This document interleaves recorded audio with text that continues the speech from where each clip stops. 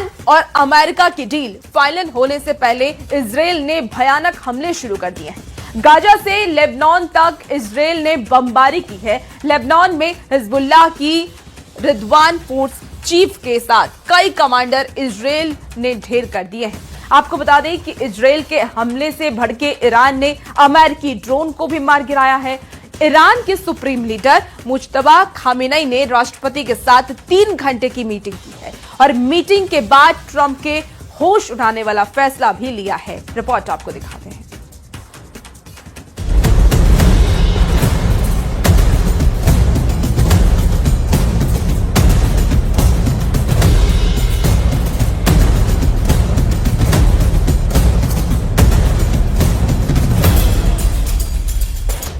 खाड़ी युद्ध का कंट्रोल अब सिर्फ नेतन्याहू के हाथ में है। इजराइल फैसला कर रहा है कि कहां पर बम फटेगा, कहां तबाही मचेगी, कहां लाशें बिछेंगी। सारे फ्रंट पर बारूदी तांडव शुरू हो चुका है, जिसके साथ अमेरिका की युद्ध से भागने की कोशिश कामयाब होती दिखाई नहीं दे रही, क्योंकि ईरान ने हॉर्मुज में उसके फाइटर ड्रोन का शिकार शुरू कर दिया है। फ्रांस भी ईरान युद्ध में अपना बैटल कैरियर ग्रुप लेकर आ धमका है। इजराइल ने तो ट्रंप के रोकने के बाद भी गाजा और लेबनान को दहला दिया है। इजराइल की बारूदी प्लानिंग ने ईरान को भड़का दिया है। ईरान ने हॉर्मुज से इजराइल पर फोकस शिफ्ट करने का इशारा कर दिया है। अमेरिका और इजराइल से नए राउंड के युद्ध से पहले ही ईरान के सुप्रीम लीडर मुज्तबा खामेनेई भी अब सीन में आ गए हैं। ईरान के राष्ट्रपति मसूद पजेश्कियन ने सुप्रीम लीडर मुज्तबा खामेनेई से 2.5 घंटे की लंबी मुलाकात की। मीटिंग में मुज्तबा ने साफ कर दिया कि हॉर्मुज में ट्रंप की नाकाबंदी हटने तक कोई समझौता नहीं होगा। सुप्रीम लीडर ने ईरान को समझौते की टेबल पर अपनी सभी शर्तें मजबूती से रखने के निर्देश दिए हैं। जूनियर खामेनेई ने ये बात दोहराई है कि समझौते में लेबनान पर हमले बंद करने की शर्त भी शामिल है। नजदीक 2 ساعت و نیم هم خدمتشون گفتگو داشتیم. اولا باید خدمت شما بگم نگاه ایشون، نوع برخورد ایشون واقعا یه انسانی بود صمیمی و متواضعانه. از یه رهبر آدم یه چنین برخوردی به آدم بکنه، ایشون یه چنین حالتی داشت. यानी ईरान उन्हीं शर्तों पर डील करेगा जो मुज्तबा ने तय की है। ईरान रिवोल्यूशनरी लड़ाकों ने धमकी दी है कि ट्रंप ने अगर जोर जबरदस्ती की कोशिश की तो अब की बार उसके जंगी जहाजों को कोई बचा नहीं पाएगा। IRGC कमांडर जनरल जावानी ने कहा है कि ट्रंप पूरी तरह से फेल हो चुके हैं। जावानी ने धमकी दी है कि ईरान में तख्ता पलट, ईरान का यूरेनियम और हॉर्मुज पर कब्जे के मंसूबे कभी कामयाब नहीं हो सकते।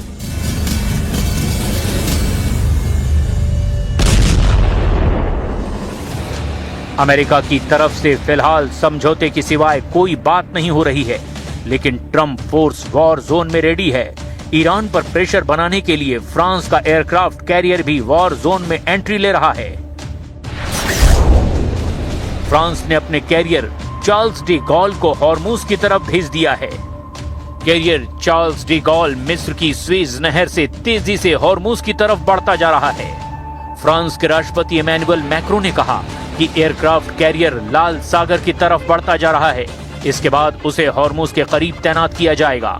ये फ्रांस और ब्रिटेन का ज्वाइंट मिशन है, जिसमें फ्रांस और ब्रिटेन के जहाज शामिल हैं।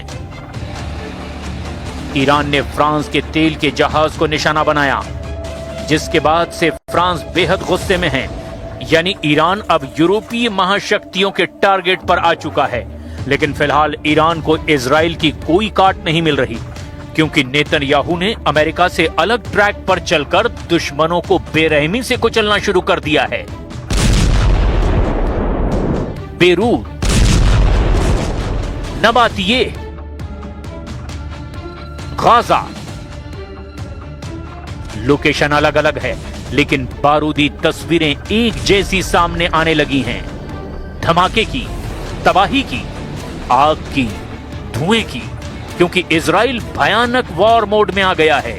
नेतन्याहू ने ऐलान कर दिया है कि ईरान और लेबनान में जब तक इजराइल के दुश्मन हैं तब तक युद्ध चलेगा। החומר המועשר מאיראן, כל החומר המועשר, ופירוק יכולות ההעשרה באיראן. הנשיא טראמפ מאמין שהוא יכול להשיג את זה בדרך זו או בדרך אחרת. אנחנו אבל ערוכים לכל תרחיש, וזו ההנחיה שלי גם לצה"ל ולגורמי הביטחון שלנו. गाजा और लेबनान को दहलाकर इजराइल ने ईरान को फिर से उलझा दिया है। मुस्तबा की उलझन ये है कि वो ट्रंप से समझौता करते हैं तो भी युद्ध रुकने की कोई गारंटी नहीं। अगर ईरान ट्रंप से समझौता नहीं करता तो अमेरिका उसे धरती से मिटाने वाला हमला शुरू कर सकता है। ईरान ट्रंप से डील पर सीरियस है, बातचीत चल रही है, लेकिन जिस तरह इजराइल ने युद्ध भड़का दिया है उससे ईरान समझ नहीं पा रहा कि वो ट्रंप पर भरोसा करे या नहीं, क्योंकि इजराइल ने ट्रंप की सभी अपील धुआं धुआं कर दी है। इजराइल डिफेंस फोर्स ने बेरूत पर भयानक हमला करके हिजबुल्लाह के रादवान स्पेशल फोर्स के कमांडर अहमद गाली बलूद का सफाया कर दिया है। बलूद के खात्मे का ऐलान खुद बेन्यामिन नेतन्याहू ने किया है। ברורה ביותר, לאף מחבל אין חסינות. כל מי שמאיים על מדינת ישראל, דמו בראשו. תודה ללוחמים הגיבורים שלנו, לאנשי המודיעין, לחיל האוויר שלנו. אתם הטובים בעולם. אני מצדיע לכם, עם ישראל מצדיע לכם. इजराइल ने जानकारी दी है कि नासिर यूनिट के खुफिया विभाग के सरगना मोहम्मद अली बजी और हिजबुल्लाह के हवाई निगरानी कमांडर हुसैन हसन रोमानी को भी मार गिराया गया है। गाजा पर भीषण हमला करके इजराइल ने हमास चीफ खलील अल हया के बेटे अज़ाम खलील अल हया को मार डाला है। मतलब ये कि इजराइल सभी फ्रंट एक्टिव कर चुका है। सीज फायर के बाद पहली बार बेरूत पर हमला करके नेतन्याहू ने सिग्नल दिए हैं कि अगला नंबर तेहरान पर धमाके का है। ईरान ने भी पूरी तैयारी के साथ इजराइल से हिसाब बराबर करने की धमकी दी है। ईरान ने इजराइल के लिए सबसे खतरनाक मिसाइलों को लॉन्च पैड पर तान दिया है। इसमें सबसे खतरनाक फत्ता-1 और खैबर शिकन मिसाइल शामिल है। इसमें कदर और इमाद मिसाइल भी शामिल है। फतह हाइपरसोनिक मिसाइल की रेंज 1400 किलोमीटर है। खैबर शिकन मिसाइल की रेंज 1450 किलोमीटर है। कदर मिसाइल की रेंज 2000 किलोमीटर तक है और इमाद की रेंज 1700 किलोमीटर है। ये सभी मिसाइल इजराइल के खिलाफ ऑपरेशन में दागी जा सकती हैं। तेल अवीव से लेकर हाइफा और अशदोद से लेकर बीरशीबा और शेफाल जैसे छोटे शहरों को इन्हीं मिसाइलों से ईरान पहले दहला चुका है। इसीलिए ईरान के कमांडर जो वार्निंग दे रहे हैं उसे इजराइल बिल्कुल भी हल्के में नहीं ले सकता। ईरान के मिसाइल गोदाम लगातार एक्टिव हैं। उनके लॉन्च पैड लगातार रिलोड किए जा रहे हैं। इसमें सबसे ज्यादा खतरनाक है ईरान की फतह मिसाइल। फतह की खासियत है कि ये तेज रफ्तार के साथ अपनी दिशा बदलती है, यानी एक ट्रेजेक्ट्री में हमला नहीं करती। ये पृथ्वी के वायुमंडल के अंदर और बाहर सभी दिशाओं से गुजर सकती है और जब टारगेट पर हमला करती है तो इसकी रफ्तार इतनी ज्यादा होती है कि दुश्मन का इसे देखना भी मुश्किल है। ये बात नेतन्याहू बहुत अच्छी तरह से जानते हैं। ऐसे में इजराइल में अगला धमाका कहां होगा, कौन सी मिसाइल कहां गिरेगी, इसे लेकर इजराइल के मिसाइल ट्रैकिंग रडार सिस्टम काफी प्रेशर में हैं। इन सब से खास है अमेरिका का थर्ड मिसाइल डिफेंस सिस्टम, जो पूरे इजराइल को बचाने के लिए तैनात किया गया है। थर्ड 200 किलोमीटर की दूरी तक दुश्मन की किसी भी मिसाइल को मार सकता है। ये 150 किलोमीटर की ऊंचाई तक किसी भी मिसाइल को इंटरसेप्ट कर सकता है। अमेरिका के पास थर्ड की 7 बैटरियां हैं। एक बैटरी में 6 ट्रक माउंटेड लॉन्चर होते हैं। दुश्मन की मिसाइल को रोकने के लिए थर्ड सिस्टम के एक लॉन्चर से एक बार में 8 मिसाइल दागी जा सकती है, यानी पूरी बैटरी में कुल 48 इंटरसेप्टर मिसाइल होती है। इसे ऑपरेट करने के लिए 95 सैनिकों की जरूरत होती है। इजराइल में ऐसे 2-2 सिस्टम तैनात हैं, लेकिन क्या ये काफी साबित हुए? बिल्कुल नहीं। हाइफा और तेल अवीव में फटी मिसाइलों ने बताया कि कि ईरान एक बार में सैकड़ों मिसाइल फायर करने की ताकत रखता है और उनको रोकना ना इजराइल के बस की बात है, ना ही अमेरिका इसमें 100% कामयाब रहा है। अगले 24 घंटे इजराइल के लिए बहुत खतरनाक होने वाले हैं। अगर ट्रंप से ईरान की डील फाइनल नहीं हुई तो ईरान लेबनान और गाजा का बदला इजराइल की तबाही से ले सकता है, क्योंकि रदवान फोर्स चीफ और हमास चीफ के बेटे की मौत ने अब सुप्रीम लीडर मुस्तफा को बहुत ज्यादा भड़का दिया है।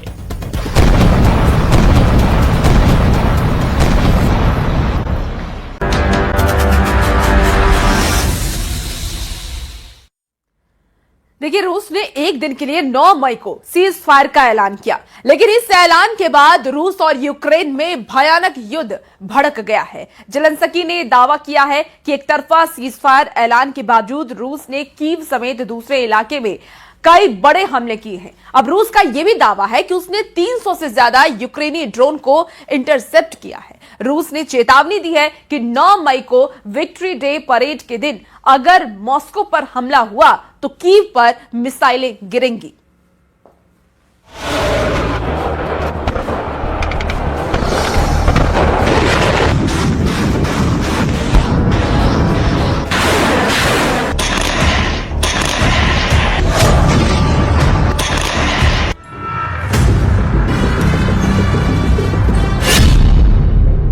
पुतिन को कीव हर हाल में जीतना है। विक्ट्री डे से पहले कीव में मॉस्को का तिरंगा फहराना है।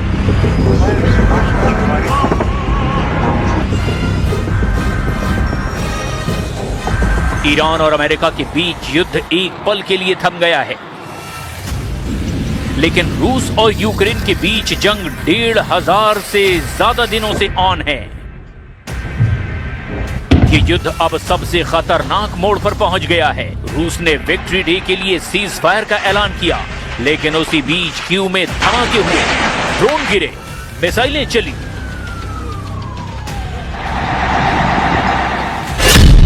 रूस ने दावा किया कि उसने एक रात में 347 यूक्रेनी ड्रोन मार गिराए। यूक्रेन का दावा है कि उसने रूस के 90 से ज्यादा ड्रोन को इंटरसेप्ट किया।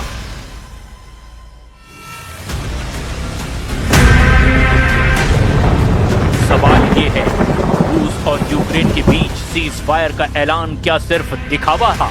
क्या पुतिन 9 मई को विक्ट्री परेड से पहले यूक्रेन पर जीत को पक्का करने वाला हमला चाहते हैं?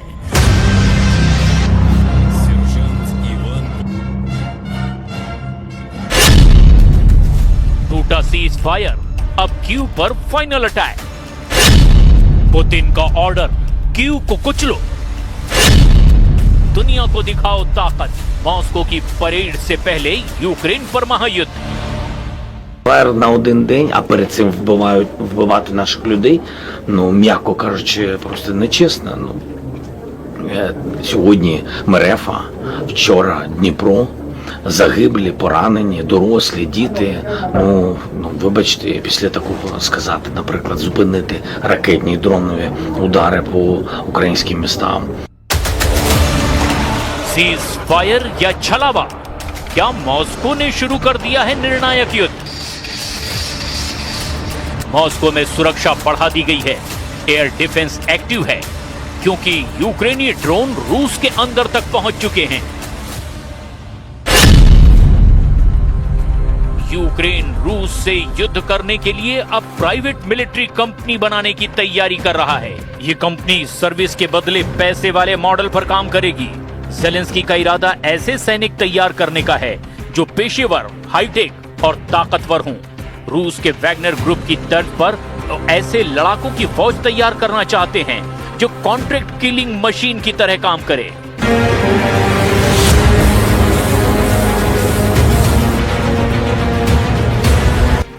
दूसरी तरफ रूस का दावा है कि उसने सैकड़ों ड्रोन मार गिराए हैं, यानी अब युद्ध सिर्फ बॉर्डर पर नहीं बल्कि कीव बना मॉस्को तक पहुंच चुका है।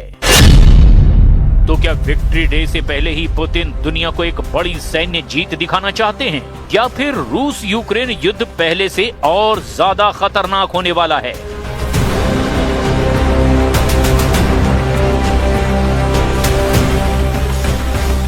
Та усім українським піхотинцям і у День піхоти, і завжди. Друге, сьогодні була нарада щодо деяких особливих післявоєнних можливостей наших воїнів. Весь світ бачить, що український воїн справді сильний, справді досвідчений. Наш експорт безпеки. मॉस्को की सड़कों पर रूस के विक्ट्री डे परेड की तैयारी चल रही है, लेकिन आर्म्ड व्हीकल, मिसाइल लॉन्चर और आर्टिलरी सिस्टम वाले ट्रक क्या रूस की सीमा को पार करके कीव तक पहुंच जाएंगे?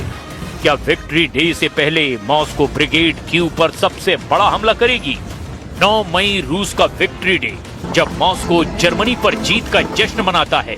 रेड स्क्वायर पर टैंक निकलते हैं, मिसाइलें दिखाई जाती हैं, पूरी दुनिया को रूसी ताकत का संदेश दिया जाता है। लेकिन इस बार विक्ट्री डे से पहले मॉस्को खुद डरा हुआ दिखाई दे रहा है। ये मॉस्को के डर के पीछे पुतिन का वॉर प्लान है। मॉस्को ने दावा किया कि यूक्रेन के ड्रोन रूस के अंदर तक पहुंच रहे हैं, जिसके बाद मॉस्को के आसपास एयर डिफेंस बढ़ा दिया गया है। रिपोर्ट में दावा किया गया है कि इंटरनेट तक बंद करने की तैयारी की गई है और परेड की सुरक्षा युद्ध स्तर तक पहुंचा दी गई है।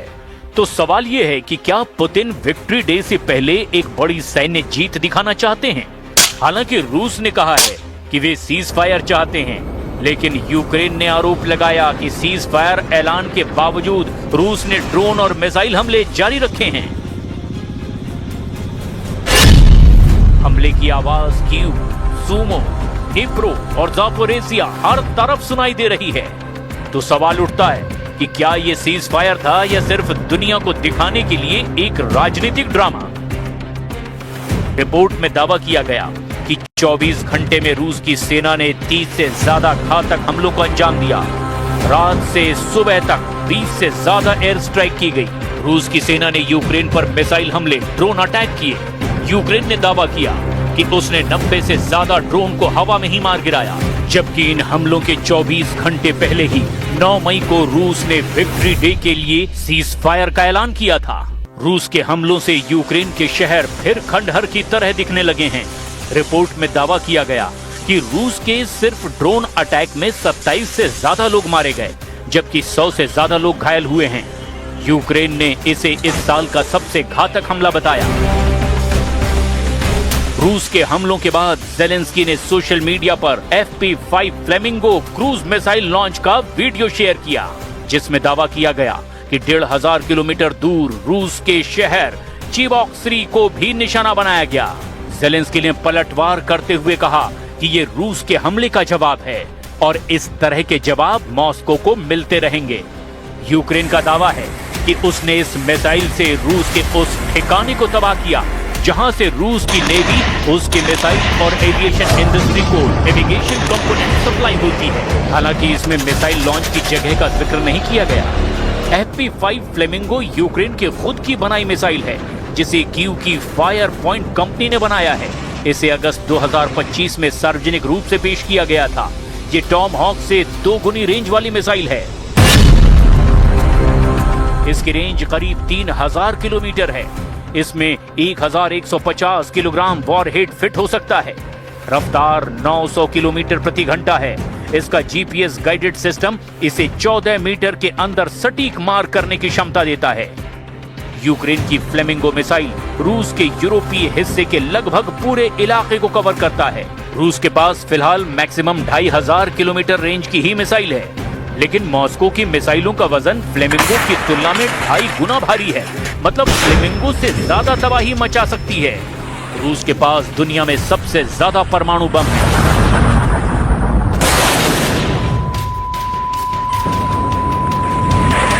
І потім дати можливість якихось свят. Ну, у нас свят немає. Ми просимо вибачення через Росію, через їх атаки. Тобто дати їм свято, а на ранок після 9-го вони знов будуть вбивати нас. Ну, тому ми будемо дивитись, як все пройде. अब सबसे बड़ा सवाल ये है, क्या पुतिन ने कीव पर दबाव बढ़ाने का ऑर्डर दिया है? पिछले कुछ दिनों में रूस के हमले अचानक तेज हुए हैं। पूर्वी यूक्रेन में रूसी सेना लगातार आगे बढ़ने की कोशिश कर रही है। डोनेस्क और खार्किव इलाकों पर अब रूस का फोकस बढ़ता जा रहा है। एक्सपर्ट्स का मानना है कि विक्ट्री डे से पहले रूस किसी बड़े शहर पर कब्जा कर लेता है तो पुतिन उसे राजनीतिक जीत की तरह पेश करेंगे।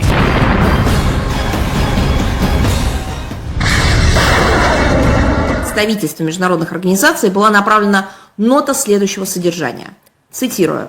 4 мая 26 года Министерство обороны Российской Федерации опубликовало официальное заявление в связи с угрозами киевского режима нанести удар по Москве в священный для всех россиян праздник День Победы в Великой Отечественной वойне। लेकिन सवाल ये भी है, क्या रूस के पास इतनी ताकत बची है?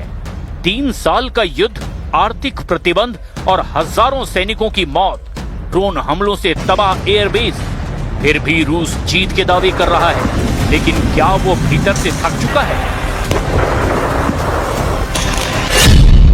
दावा है कि रूस के पास अभी भी 10 लाख से ज्यादा एक्टिव सैनिक हैं, जिसमें से करीब 5 लाख सैनिकों की पूरी तैनाती यूक्रेन में है। जंग में उसके करीब 12 लाख सैनिक या तो घायल हुए या मारे गए, लेकिन इसकी भरपाई के लिए वो हर महीने 30,000 से ज्यादा सैनिकों की भर्ती कर रहा है। 2026 में सेना में आने वालों की कमी हुई है, इसीलिए रूस पर आरोप लग रहा है कि वो जबरन सैनिकों की भर्ती बढ़ा रहा है। लेकिन इस जंग में यूक्रेन भी बुरी तरह टूट चुका है। उसके बिजली के ढांचे को बर्बाद कर दिया गया है। शहर के शहर खंडहर हो चुके हैं। लाखों की संख्या में लोग माइग्रेट हो गए हैं। बावजूद इसके ज़ेलेंस्की झुकने को तैयार नहीं है। ज़ेलेंस्की की सिर्फ एक ही डिमांड है, यूक्रेन का सिर्फ एक ही संदेश है, सीज फायर नहीं, रक्षा चाहिए। सिर्फ 24 घंटे के युद्ध में यूक्रेन के शहरों का हाल कुछ इस तरह से है। हर तरफ हाहाकार मचा हुआ है, इमारतें तबाह है, गाड़ियां जल रही है। रेस्क्यू टीम हर मिनट किसी न किसी की जान बचाने में लगी है। इस पूरे युद्ध में अब सबसे खतरनाक हथियार बन चुके हैं ड्रोन, सस्ते, तेज और घातक ड्रोन। रूस ईरानी डिजाइन वाले ड्रोन इस्तेमाल कर रहा है। यूक्रेन वेस्टर्न टेक्नोलॉजी वाले ड्रोन से तबाही मचा रहा है। यानी ये सिर्फ रूस यूक्रेन युद्ध नहीं, बल्कि हथियारों की नई लैब बन चुका है, जहां दुनिया की सबसे बड़ी ताकतें अपनी टेक्नोलॉजी टेस्ट कर रही हैं। सीज फायर टूटा या तोड़ा गया, ये बहस चलती रहेगी, लेकिन इतना तय है, रूस यूक्रेन युद्ध अब सिर्फ जमीन की लड़ाई नहीं रहा, ये सम्मान और ईगो की लड़ाई बनता जा रहा है। उस संदेश की लड़ाई है जो मॉस्को दुनिया को दिखाना चाहता है। सवाल बस इतना है, विक्ट्री डे पर दुनिया जीत का जश्न देखेगी या एक और भीषण युद्ध की शुरुआत?